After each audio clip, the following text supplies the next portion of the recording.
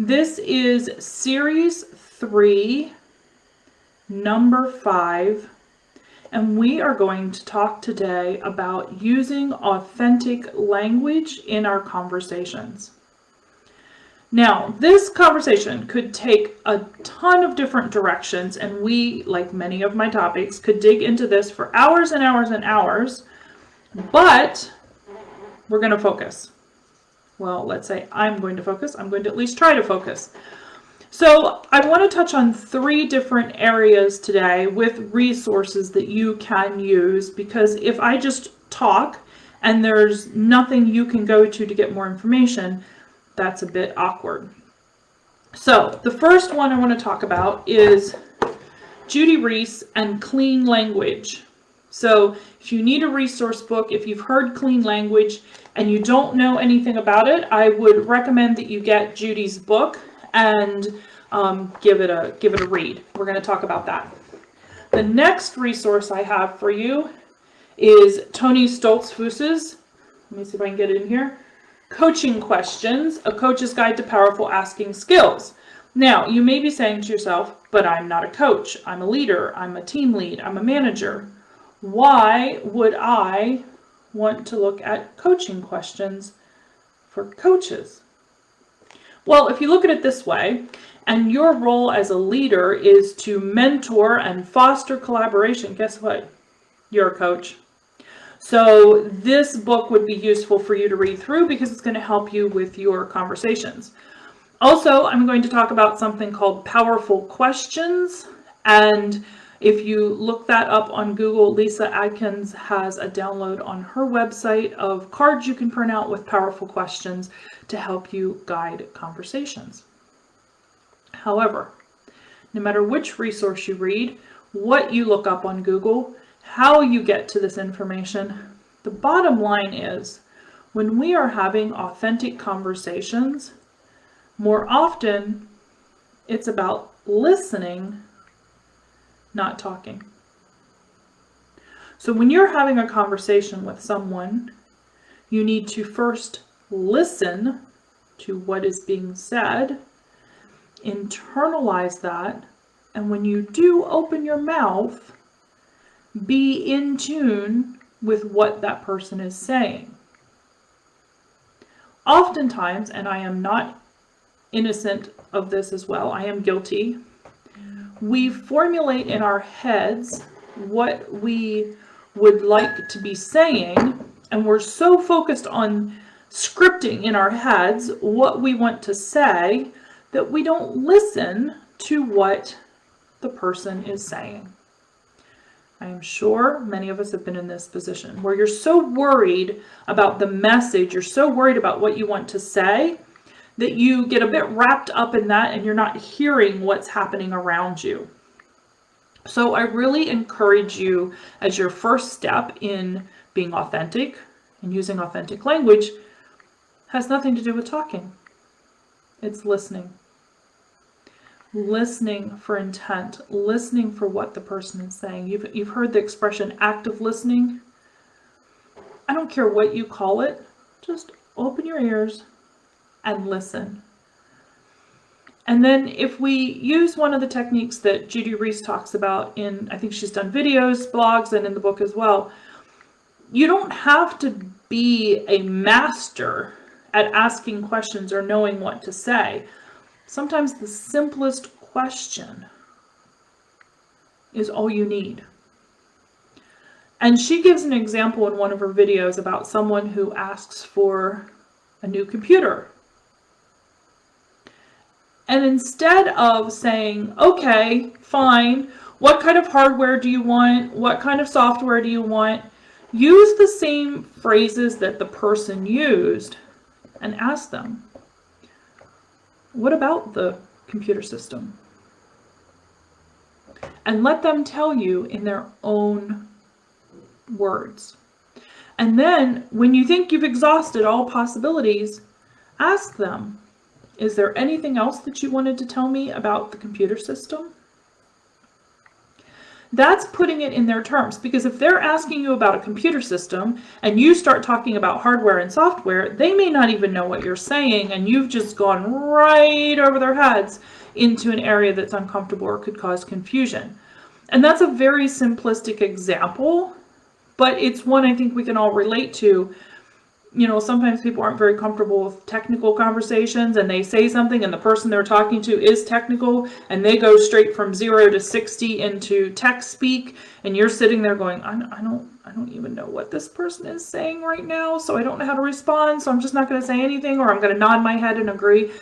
That's not a really good conversation, because you're not speaking from the same place and with the same intent. So listening and then asking the right questions, using the words that the person understands or using the phrases that they used.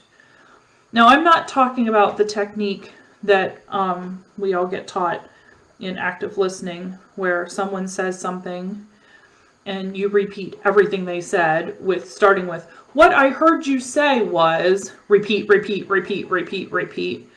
That actually isn't all that helpful in a lot of circumstances, because if the person just spent a lot of time explaining something to you and then you're just saying those words back to them, we're not moving the conversation forward. And I know that the intent of that is to show with the person you heard what they were saying. Well, all you really are showing is that you heard the words that they used, not that you actually listened to what they were saying, and that you're now engaging with them on their level. So be really careful about that technique. I know it's taught a lot in facilitating classes, in communication classes, in leadership classes. Just be careful with that one. And if you're at all like me, when somebody does that to you, it comes across as a bit, fake, if that's the right word for it. So, Clean Language book is a good one. Powerful Questions for Coaching is a good one. List of powerful questions, just use the cards. But I'm going to give you another one that I know I have mentioned in other sessions before, but I really believe this is a strong tool to have in your toolkit for communication. And this is one that I practice a lot with people in our group coaching program.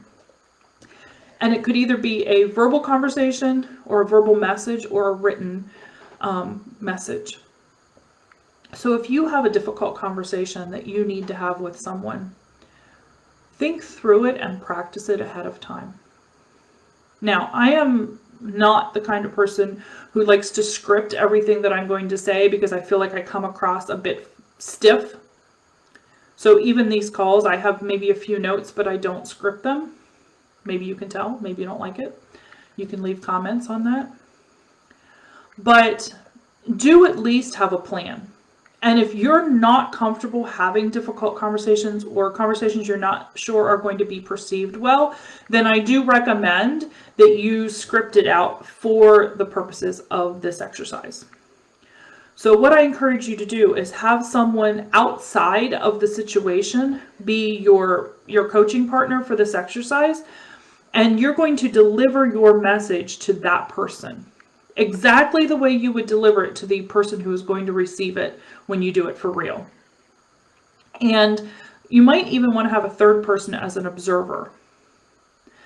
And the receiver of your message is just going to listen to what you have to say, so that you have an opportunity to deliver your entire message the way you had planned it out.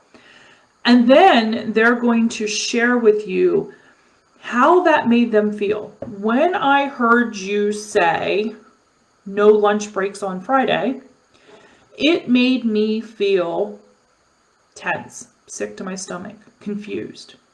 You can also have the observer do the same thing. When I heard you say, it made me think of this. And that's going to give you really valuable feedback. And then go back and rewrite the message based on that feedback and do it again. Now, you probably can't or don't want to do this every time you have a conversation, but if you do this a few times, if you're not really good at delivering messages, it's going to give you a new perspective on how people hear what you're saying. And I talked about this, like I said, in the how do others perceive you or how do others see you talk, But I just think it's worth stating again. I know not everybody gets to watch all of the lives, so I think it's worth stating again. And you can do the same thing with a written message. Share that with someone. If you're typing an email or a memo, hopefully we're not doing memos anymore. If you're typing an email, share that with someone else who's outside of the circle who's going to receive it, and see what they think. What reaction do they have? What are their takeaways? What do they think your intent is when you send this message? How is it received? And that's going to help you change. Because remember, at the end of the day, words have power. In fact, words are power. They don't just have power, they are power. So as a leader, you have a responsibility to use your word. We tell children, use your words. As a leader, you have a responsibility to use your words carefully and make sure that what you're saying is what you intended to say, but more importantly, that what you said was received the way that you intended it to be received. So I'm going to end with a little story.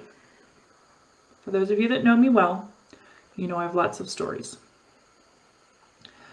Many moons ago, I was working in a fairly mission-critical position, and I was working across 12 time zones. So when I got to the office in the morning at 7 o'clock to 7:30, I had to hit the ground running. There wasn't time to slow roll into the day because there were offices that I was dealing with that were many hours, up to 10 hours ahead of me. So I had to get in there and I had to comb through hundreds sometimes of emails and get responses to people before they went home for the day so that they had the information that they needed. And also, for those that know me, I like to get right to the point. And if you're the one receiving information and you need an answer to something, you probably don't want me to write the first chapter of a novelette. You want me to get right to the point. But because I did this every day, and I got in the habit of just getting right to the point and really being precise and short with the answers so that people could just go do what they needed to do, I discovered that for those people working in the office around me who were outside of that circle but who did interact with me on a regular basis, that approach that carried over from my morning barrage of emails into the rest of the day was seen very differently than what I had intended. It was seen as being curt, short, not being sociable. And when this was mentioned to me, my reaction was pretty strong. And I believe I said something to the effect of, I'm here to provide people with answers, not hearts and flowers. And while that was not untrue, what people were really trying to tell me was they needed me to tone down my message just a little bit on the daily conversation because it was a bit in your face. Now, we can have a whole debate about whether or not they would have said this to a man or not, and I have my own opinions. But the reality is, what worked for the people in the field who needed my answers right away and needed to get on with the business of the day didn't work in a more collegiate atmosphere where there was more of a social element to the communication style.